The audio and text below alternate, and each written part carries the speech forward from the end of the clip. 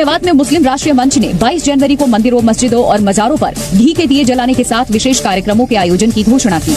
तो राम से मेवात के लोगों की मोहब्बत बहुत पहले से है कि रिश्ता है हमारा तो उसके हिसाब से यहाँ भी लोग उत्साह में हैं और हर जगह घरों में, इलाकों में, मंदिर मस्जिद सब मिलकर जो है घी के दिए जलाएंगे। 2024 में भी जो उनका इलेक्शन आने वाला है तो वो तो एकदम समझ लीजिए, उसको कोई रोक ही नहीं सकता।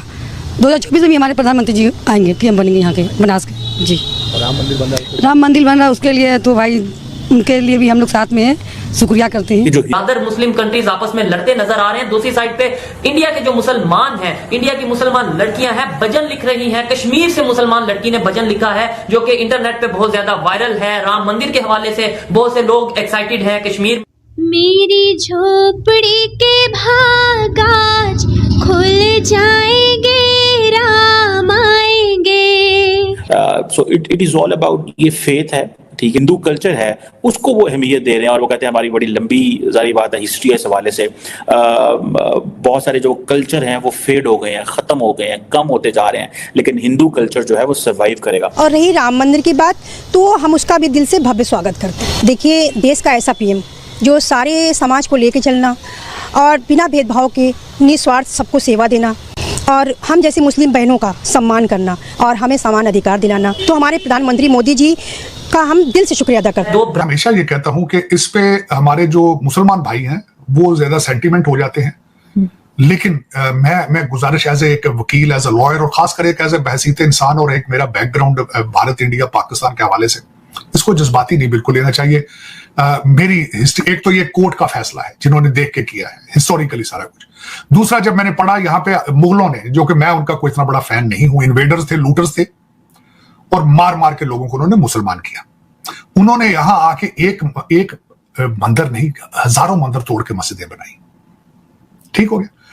तो वो अगर उसकी हिस्टोरिकल बैकग्राउंड मौजूद है और वहां पे मंदिर बन रहा है, तो आपको चाहिए कि आज आप अपने भारतीय या हिंदू भाइयों को उनकी मुबारकबाद दें। वो जो भी है, फिर भी मैं समझता हूँ वहां इबादत होगी वो। दूसरा, अगर आपको ज्यादा इस पे फिर भी इस चीज पे आप सेटिस्फाई नहीं होते, तो आप ये देखें कि आपने इस्तांबुल के अंदर एक चर्च को मस्जिद बना दिया है। वहां भी लोगों के सेंटिमेंट्स हैं, या तो फिर आप उसको बर्दाश्त करें। फिर मैं आपको ये बताऊंगा कि आप सिंध के अंदर जिसको एक लफ्ज इस्तेमाल किया जाता है हिंदू बरादरी, लेकिन आप उसको बरादरी का लफ्ज खत्म कर देते हैं, बरादरी आप नहीं समझते उनको, आप उनके साथ क्या सलूक करते हैं? या तो फिर उसके लिए भी तैयारी करें आप या तो फिर उसको बर्दाश्त करें। तो इस पे मैं समझता हूं कि मोदी साहब कर रहे हैं। मैंने इस पे बड़ी डिटेल स्टडी की है, बल्कि इस पे पूरा एक प्रोग्राम करेंगे कि किस तरीके से अभी 4 और ऐसी मसाजिद हैं जिनके बारे, और मैंने 1912 का एक वहां पे गोल्डन सुनहरी मस्जिद भी है न्यू दिल्ली के अंदर, उसके बारे में भी एक केस चल रहा है। वहां पे 1912 का वो एक्ट भी उसमें हम डिफाइन करेंगे, जिसमें ब्रिटिश ने कहा था कि स्टेटस को जहां जहां को मंदिर, मस्जिद, गुरुद्वारा है उसको नहीं छेड़ा जाएगा, क्योंकि वो हम हिस्टोरिकली इट्स राइट देयर। किसी वक्त इस पे एक सेगमेंट करेंगे, लेकिन मैं इस पे, अगर मुझे पूछे तो मैं इस पे हिंदू बरादरी और हिंदू भाइयों को अपने सबको मुबारकबाद दूंगा और इस पे ज्यादा जज्बाती होने की जरूरत नहीं है। It was a mandir there proven by the court of law, तो उस पे आप बर्दाश्त करें और उसको सेलिब्रेट करें उनके साथ। You are living there, we have been living in this region for centuries. वो कहती हैं कि ये दुनिया के लिए दूसरी दिवाली का मौका है और सबको मिलकर इसकी सेलिब्रेशन करनी चाहिए है। क्या कहते हैं, भारत दुनिया के लिए इतना इंपॉर्टेंट क्यों हो गया है? हम क्यों नहीं हुए कि उनकी खुशी दुनिया की खुशी बन गई है? और दुनिया से रह रहे थे हम एक दूसरे के साथ, इसको अब पॉलिटिसाइज करना छोड़ दें, नफरतों के दरवाजे कोशिश करें बंद कर दें। मैं जिस तरह आज भी आप किसी को कह रहा था कि मैंने अर्थशास्त्र को अभी पढ़ा है हिस्टोरिकली लेंस से, मजहबी लेंस से नहीं, तो आप भी कोशिश करें कि चीजों को एक लेंस तब्दील करें, प्यार मोहब्बत के लेंस से चलने की कोशिश करें, क्योंकि अब इस दौर के अंदर मेरे ख्याल में जंगों का दौर नहीं है, नफरतों का दौर नहीं है। और दूसरा, मैंने अमेरिका में आके सीखी ये चीज, मजहब आपका जाती इशू है, this is your own personal preference. इसको आप अपने माथे पे लिख के हर एक बंदे को जिहाद और ये गर्दन तोड़ देना, ये कर देंगे, वो मर देंगे, और यार खुदा का नाम है, छोड़ो इस बात का। देखें आरजू, मैं आखिरी बात ये कहूंगा, दुनिया का हर मजहब प्यार मोहब्बत की आपको ये प्रीचिंग करता है।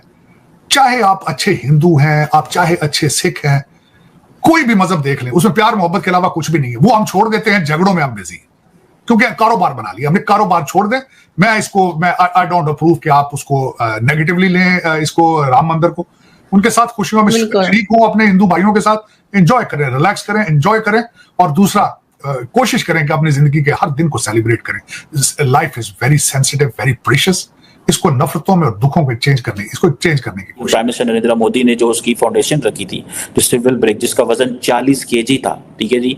और ये जो नृत्या गोपाल दास हैं, ये हाईएस्ट प्रीस्ट हैं अयोध्या के। और ये आप समझें कि इस ट्रस्ट ने आप जितना को पैसा इकट्ठा किया है, देखें बेसिकली लीडरशिप का काम होता है डायरेक्शन देना। सो मोदी साहब ने जब ₹1 डोनेट किया तो it means they open the flood get for all the donations that came from across the world. सुनने में ये आता है कि इस जो ट्रस्ट है इसको फॉरेन कंट्रीब्यूशन के लिए भी रजिस्टर किया गया ताकि बाहर से भी पैसा आए। प्राइम मिनिस्टर मोदी का जो अपना राइज है नेशनल लेवल पे वो भी इसीलिए है कि वो उन्होंने अपने आप को हिंदू हृदय सम्राट यानी कि जो एम्परर ऑफ हिंदू हार्ट्स यानी कि हिंदुओं के दिलों का मतलब वो कहा। सो ये जो ये बड़ी इंपॉर्टेंट चीज़ है कि ये सारी की सारी जो लीडरशिप है उन्होंने जैसे कहते हैं ना कि भले LK अडवाणी हो, प्राइम मिनिस्टर मोदी हो या बाकी जितनी भी लीडरशिप हैं, they have been playing very much important role in this all transformation. Basically तो they have legalized everything in India. They believe that whatever has been done since Supreme Court ने इसके ऊपर मोहर लगा दी है, so now it's all fine। ठीक है जी, ये चीज़ें बड़ी इंपॉर्टेंट है। मैं समझता हूँ कि एक तरफ ब्रिटिश कॉलोनियलिज्म से वो कहते हैं जान छुड़ानी है, एक तरफ जो मुस्लिम रूल था उससे भी वो कहते हैं कि हमें जान छुड़ानी है। उनके जो सिंबल्स हैं, उनकी वो चीज़ें जो हैं जो रह गई हुई हैं, उनको हमें हर खतरा से ख़त्म करना है। मेरा सवाल ये है कि वहाँ पर जिस मंदिर की इनॉग्रेशन होने वाली है, राम मंदिर अयोध्या, वो पूरी दुनिया जो है इसको नशर करेगी अपनी कंट्री के अंदर। अमेरिका के अंदर उसका लाइव टेलीकास्ट किया जाएगा, मुख्तलिफ ममालिक में किया जाएगा और बहुत सी मुस्लिम कंट्रीज भी इसमें शरीक होने वाली है। तो क्या कहते हैं कि उनकी कंट्री के अंदर कुछ भी होता है पूरी दुनिया उनको सेलिब्रेट क्यों करती है? सेलिब्रेट नहीं, वो एक काफर जितना भी ना कफार सब एक ही है, समझ गए? वो काफर को सेलिब्रेट करेगा ना, वो मुस्लिम है। तो मुस्लिम कंट्रीज भी आ रही है वहाँ इनॉग्रेशन में जाए, लेकिन वो मुसलमान तो नहीं है। देखे ना, हमारा दीन कहता है कि आप बुतों को ये वो उसको प्रमोट करें। मंदिर की इनॉग्रेशन में सिर्फ जाना है। और मैडम ये तो आरती भी तो आरती हैं।